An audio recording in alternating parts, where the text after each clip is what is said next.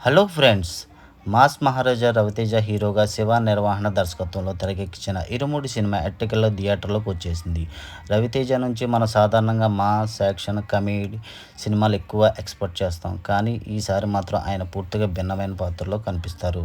మరి ఇరుముడి సినిమా ఎలా ఉంది? రవితేజ మెప్పించాడా? శివ నిర్వహణ ప్రేక్షకులు మెప్పించారా? సినిమా చూడొచ్చా లేదా అనేది తెలుసుకుందాం. కథ విషయానికి వస్తే సినిమా ప్రధానంగా ఒక తండ్రి కూతుర్ల మధ్య అనుబంధం తిరుగుతూ ఉంటుంది. రవితేజ ఇందులో త్రినాథ్ అనే పాత్రలో కనిపిస్తాడు. ఓరోవైపు కుటుంబాన్ని పోషించే తండ్రిలా, మరోవైపు అయ్యప్ప స్వామి భక్తుడిగా, మరోవైపు వ్యక్తిగత బలహీనతతో ఇబ్బంది పడుతున్న వ్యక్తి. అయితే తన కూతురు విషయంలో మాత్రం చాలా జాగ్రత్తగా ఉంటాడు. తన కూతురిని ధైర్యంగా పెంచడమే కాకుండా ఊరిలో ఉన్న ప్రతి అమ్మాయి తన కూతురిలా చూస్తాడు.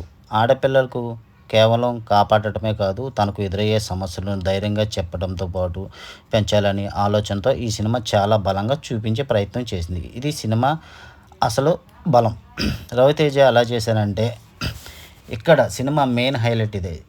ఈ సినిమాలో మనం రెగ్యులర్గా కనిపించే మాస్ మహారాజా రవితేజ అనుకుంటాం. తినాటి పాత్ర ఎక్కువగా కనిపిస్తుంది. చాలా సీన్లో ఆయన నటన చాలా న్యాచురల్గా ఉంది. ముఖ్యంగా కూతురుతో వచ్చే ఎమోషనల్ సీన్స్, అలాగే రవితేజ నటన బాగా ఒకటి. ఇటీవల కాలం రవితేజకి ఇచ్చిన బెస్ట్ ఫార్మెట్లో ఇది ఒక కొన్ని సమక్షం పేర్కొనవచ్చు.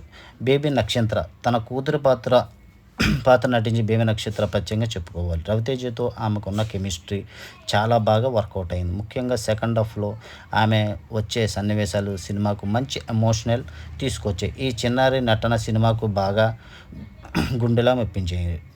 టెక్నికల్గా వస్తే జీవి ప్రకాష్ కుమార్ అందించిన బ్యాక్గ్రౌండ్ స్కోర్ సినిమాకు మంచి ప్లస్.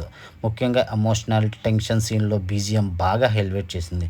విష్ణు శర్మ సినిమాగ్రఫీ చాలా బాగుంది. గ్రామీణ నేపథ్యంలో సహజమైన లొకేషన్ సినిమాను బాగా విజువల్ ఎఫెక్ట్ చేశాయి. మైనస్ పాయింట్లు, సినిమా ఎఫెక్ట్ ఫస్ట్ హాఫ్ కొంచెం స్లోగా అనిపించే అవకాశం ఉంది. కథ బిల్డప్ చేయడానికి దర్శకుడు ఎక్కువ సమయం తీసుకున్నాడు.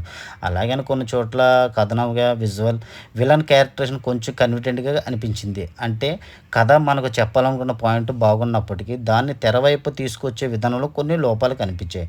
కానీ సెకండ్ హాఫ్లో ఎమోషనల్ టెన్షన్స్ బాగా పెరిగాయి. ముఖ్యంగా క్లైమాక్స్ సినిమాకు మంచి ఇంపాక్ట్ ఇస్తుంది. ఫైనల్గా ఇరుముడి ఒక పర్ఫెక్ట్ కమర్షియల్ మాస్ సినిమా కాదు, అలాగని పూర్తి సీరియస్ సోషల్ డ్రామా కూడా కాదు.